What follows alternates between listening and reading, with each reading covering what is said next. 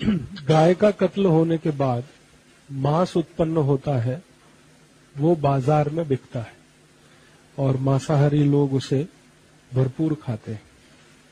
भारत में लगभग 20% प्रजा जो है ना मांसाहारी है। 20% प्रजा भारत में ऐसी है जो दररोज मांस खाती है, सुबह शाम सुबह शाम। तो ये जो मांसाहारी प्रजा है, इसको गाय का मांस भी लगता है, मछली का भी, बैल का, बछड़े बछड़ी, मुर्गा मुर्गी, सब तरह का मांस वो खाते हैं। तो कत्ल होने के बाद जो मांस उत्पन्न हुआ वो तो मांसाहारी लोगों के काम आया। और एक और काम होता है कि ये जो मांस होता है इसमें से तेल निकलता है और उस तेल को अंग्रेजी भाषा में टैलो कहते हैं।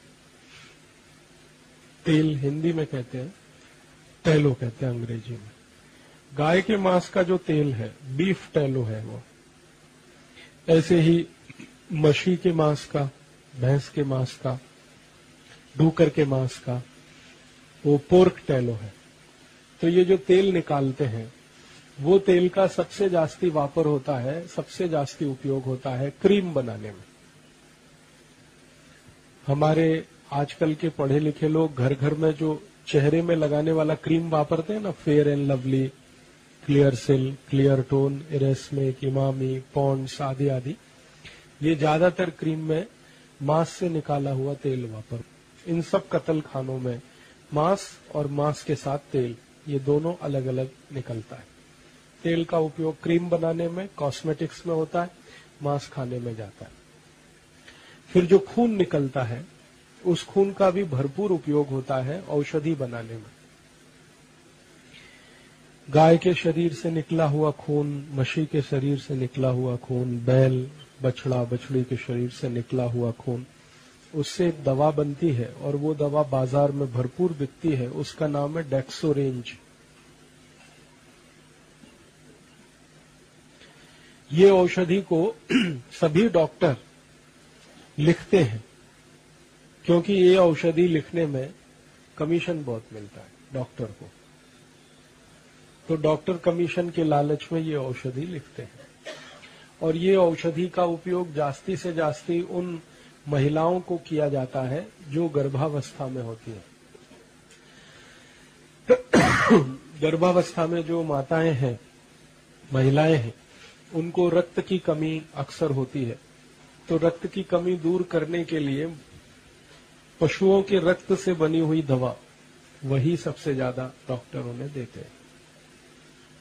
तो रक्त का ये उपयोग होता है। और एक और उपयोग है रक्त का कि ये जो पशुओं का रक्त है, इससे बहुत बड़े पैमाने पर लिपस्टिक बनती है, वो जो होठ पे लगाते हैं, बहुत लिपस्टिक बनाने में इसको वापर करते हैं। फिर इसी रक्त से चाय बनाने वाली कंपनियां भी अपने चाय में इस रक्त का उपयोग करते हैं। क्या होता है कि ये जो चाय होती है ना, वो तो पौधे से आती है। चाय का पौधा इतना ही बड़ा होता है जितना गेहूं का पौधा होता है। उसमें पत्तियां होती हैं, तो पत्तियों को तोड़ा जाता है, उसको सुखाते हैं। तो पत्तियों को सुखा के पैकेट में बंद करके परदेश में बेचा जाता है।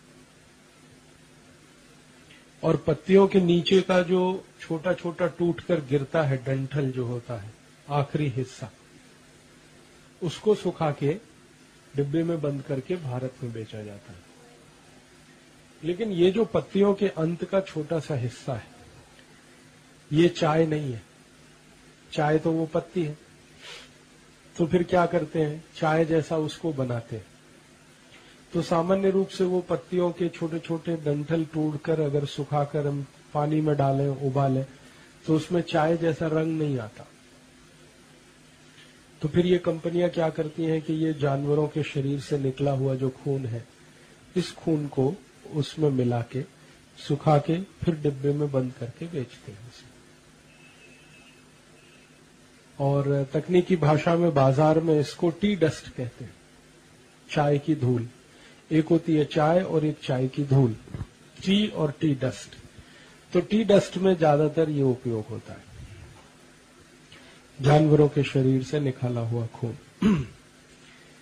तो उसमें एक बहुत बड़ा उपयोग इसका है। और एक उपयोग इसका है रक्त का, वो नेल पॉलिश बनाने में, लिपस्टिक बनाने में, नेल पॉलिश बनाने में, चाय में, 3 उद्योगों में इसका सबसे जास्ती उपयोग होता है रक्त का। मांस का उपयोग खाने में जाता है, खाने वाले लोग लेते हैं। मांस में से निकाला हुआ तेल का उपयोग क्रीम बनाने में होता है, फेशियल क्रीम जिसको कहते हैं। अब हड्डियां जो निकलती हैं, उन हड्डियों का सबसे जास्ती उपयोग 2 जगह होता है, एक तो शेविंग क्रीम बनाने में और एक टूथ पाउडर, टूथपेस्ट बनाने में। जितने भी टूथपेस्ट बाजार में मिलते हैं, कॉलगेट, क्लोजअप, पेप्सोडेंट, सिबाका, फॉरेंस, ये सब मरे हुए जानवरों की हड्डियों से बनते हैं। शरीर के जब जानवर के शरीर का कत्ल होता है तो हड्डियां जो निकलती हैं उनको धूप में सुखाते हैं। सुखाने के बाद एक बोन क्रशर मशीन होती है, उसमें डालकर उसका पाउडर बनाते हैं। फिर उसी पाउडर से टूथपेस्ट बनता है, टूथ पाउडर बनता है। और इन्हीं हड्डियों का पाउडर का उपयोग एक और जगह होता है, शेविंग क्रीम बनाने में। और आजकल इन हड्डियों के पाउडर का एक और उपयोग होने लगा है, वो टेल्कम पाउडर जो लगाते हैं, स्नान के बाद लोग लगाते हैं, उसमें भी अब इसका उपयोग होने लगा है, क्योंकि ये थोड़ा सस्ता पड़ता है। वैसे तो टेल्कम पाउडर पत्थर से बनता है, पत्थर को पीस के जो पाउडर निकलता है उससे टेल्कम पाउडर बनता है वैसे। लेकिन आजकल पत्थर का पाउडर 60-70 रुपए किलो है और गाय की हड्डियों से निकाला हुआ 20-25 रुपए किलो है। तो ज्यादातर उद्योग चलाने वाले लोग उसको वापरते हैं। अब गाय के शरीर के ऊपर का जो चमड़ी होती है, स्किन जो है, वो सबसे ज्यादा उपयोग होती है क्रिकेट का बॉल बनाने में। क्रिकेट वो होता है ना, क्रिकेट खेल, उसमें एक बॉल होती है लाल रंग की, अभी सफेद रंग की भी आने लगी। तो ये जो क्रिकेट की बॉल है, ये गाय की चर्बी के माने गाय की चमड़ी से ही बनती है। और गाय के जो छोटे बछड़े होते हैं, बछड़े बछिया, उसकी चमड़ी का सबसे ज्यादा उपयोग होता है बॉल बनाने में। दूसरी एक होती है फुटबॉल। क्रिकेट बॉल तो छोटी है, फुटबॉल तो बड़ी है। तो फुटबॉल बनाने में भी यही चमड़े का उपयोग होता है, गाय का चमड़ा, भैंस का, उनके शरीर का जो चर्बी है, चर्म है, उसका उपयोग होता है। आजकल और एक उद्योग में इसका बहुत उपयोग होता है, जूते चप्पल बनाने में। अगर आप बाजार से कोई ऐसा जूता चप्पल खरीदते हैं जो चर्म का है, चमड़े का है, लेदर का है और बहुत सॉफ्ट है, मुलायम है, तो वो 100% गाय की चर्म का होता है। सॉफ्ट है, अगर मुलायम है तो गाय का चर्म है, और अगर थोड़ा हार्ड है, कड़क है, तो मशी का है, भैंस का है। जास्ती हार्ड और जास्ती कड़क है तो ऊंट का होता है, घोड़े का, ऊंट का बहुत कड़क होता है। तो एक बहुत बड़ा उपयोग ये चमड़ा, जूते, चप्पल इसमें बनाने। पर्स बनाने में बहुत इसका उपयोग होता है। बेल्ट बनाने में इसका बहुत उपयोग होता है। जो लोग अक्सर बेल्ट बांधते हैं पैंट में, पर्स रखते हैं, उसमें भी इसका उपयोग होता है। बड़े पैमाने पर इसका उपयोग होता है। और अभी इससे और भी कई वस्तुएं बनाना शुरू किया है। सजावट की बहुत सारी वस्तुएं जो घरों में रखी जाती हैं, शो पीस के नाम पर जिनको इस्तेमाल किया जाता है, वो भी बहुत कुछ गाय के चर्म से, मशी के चर्म से, बैल आदि आदि के चर्म से बनते हैं। तो गाय और गाय जैसे जानवरों का जब कत्ल होता है तो 5 वस्तुएं निकलती हैं। एक तो मांस निकला, मांस खाने में गया। दूसरा, मांस में से तेल निकला, तेल का कॉस्मेटिक्स में इस्तेमाल हुआ। फिर खून निकला, खून का इस्तेमाल 3 जगह मैंने आपसे कहा, चाय में और दवा बनाने में और लिपस्टिक और नेल पॉलिश बनाने में। हड्डियां निकली, हड्डियों का उपयोग टूथ पाउडर, टूथपेस्ट और शेविंग क्रीम, इसमें बहुत ज्यादा, और टेल्कम पाउडर। तो ये जो भी शरीर में से निकले हुए अंग हैं, इन सबका भरपूर उपयोग है और इसका बहुत बड़ा बाजार है। इस देश में। प्रतिवर्ष मैंने आपसे कहा 36,000 कत्ल खाने हैं और करीब 4.5 कोटि गाय, बैल, मछली, बछड़ा, बछिया सभी मिलाकर उनका कत्ल होता है। और उसका प्रतिवर्ष जितना मांस उत्पन्न होता है वो बिकता है, जितना चर्म निकलता है वो बिकता है, खून निकलता है वो बिकता है। अलग अलग जगह पर इन सब का उपयोग होता है। अभी गाय के शरीर के अंदर के कुछ अंग हैं, उनका भी बहुत उपयोग होता है। जैसे गाय के शरीर में एक बड़ी आंत होती है, हमारे शरीर में जैसे बड़ी आंत है वैसे गाय में भी होती है। तो गाय के शरीर को जब काटते हैं तो बड़ी आंत उसमें से अलग निकालते हैं और उस बड़ी आंत को पीसकर चटनी बनाकर एक केमिकल निकालते हैं, उसका नाम है जिलेटिन। और वो जिलेटिन बहुत ज्यादा उपयोग होता है आइसक्रीम बनाने में।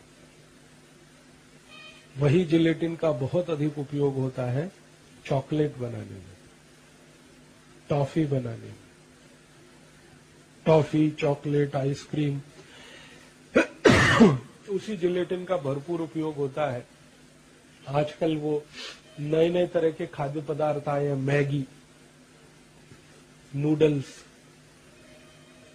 Pizza, burger, hot dog, cold dog, chowmein, ये सब नए नए तरह के भोज्य पदार्थ हैं, परदेश से आए हुए हैं।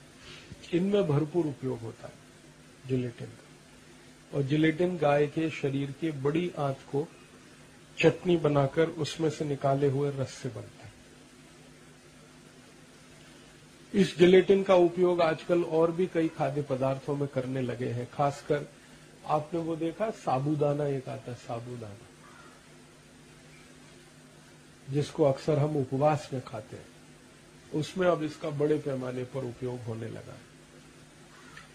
तो बहुत सारे खाने पीने की वस्तुओं में ये सब चीजें उपयोग आती हैं। अब दुर्भाग्य हम सबका ये है कि हम सब अपने को शाकाहारी मानते हैं, लेकिन कई बार ऐसी वस्तुएं खाते पीते हैं जिसमें ये सब मांसाहारी सब पदार्थ मिले होते हैं। अब जैसे चाय पीते हैं, तो चाय पीने वाला अपने को कहे कि मैं शाकाहारी हूं तो मुझे हंसी आती है उस पर, क्योंकि चाय बनाने में ही जो खून है, रक्त है, वो मिलाया गया है और उसका हम वापर कर रहे हैं। कोई कहता है कि जी मैं तो उपवास रखता हूं लेकिन साबूदाने की खिचड़ी खाता हूं, तो मुझे हंसी आती है कि साबूदाने की खिचड़ी में जिलेटिन है और जिलेटिन तो गाय के शरीर से निकाली गई बड़ी आंत में से मिलता है। कोई कहे मैं संपूर्ण शाकाहारी हूं लेकिन फेयर एंड लवली लगाता हूं, तो फेयर एंड लवली तो गाय के मांस में से निकाले हुए तेल से बनती है, तो वो कैसे शाकाहारी हो सकता है। तो ये ऐसे अलग, कोई कहता है कि मैं संपूर्ण शाकाहारी हूं लेकिन सवेरे सवेरे टूथपेस्ट घिसता हूं, Colgate, close up, Pepsodent, Cibaca, foreign. कोई कहता है मैं टूथ पाउडर घिसता हूं। तो वास्तव में ये है कि अगर हमें सही माहिती है तो शायद हम इससे बच सकते हैं। तो सचिन भाई ने बोला कि मैं आपको बताऊं कि क्या क्या बनता है गाय के शरीर से। वो यही सब वस्तुएं गाय के शरीर से बनती हैं जो ऐसी चीजों में उपयोग होती हैं जिन चीजों को भारत के लोग बहुत जाहिरात देखकर खाते पीते हैं। तो आपके मन में एक प्रश्न आता है कि इससे बचने के लिए क्या करना, बहुत लोग कहते हैं। तो उसका एक सरल माहिती मैं आपको देता हूं। जो वस्तु का जाहिरात टीवी में आया वो नहीं लेना, तो आप बच जाएंगे। जो वस्तु का टीवी में बहुत जाहिरात आता है वो वस्तु कभी नहीं लेना, तो आप इससे बच पाएंगे। जैसे चॉकलेट का बहुत जाहिरात आता है, कैडबरीज, नेस्ले आदि आदि, वो नहीं लेना। ऐसे ही क्रीम पाउडर का बहुत जाहिरात आता है, लैक्मे, इरेस्मे, Emami, Pond's, fair and lovely, वो नहीं लेना। चाय कॉफी का बहुत जाहिरात आता है, वो नहीं लेना। जिन वस्तुओं का जाहिरात जास्ती है समझ लो उसमें कुछ न कुछ गड़बड़ी है, उसमें बहुत बड़ा धोखा है, क्योंकि जाहिरात उसी वस्तु का होता है जिसमें धोखा होता है। और जो वस्तु संपूर्ण निरापद होती है और शरीर के लिए बहुत अच्छी होती है, उपयोगी होती है, प्रकृति से आती है,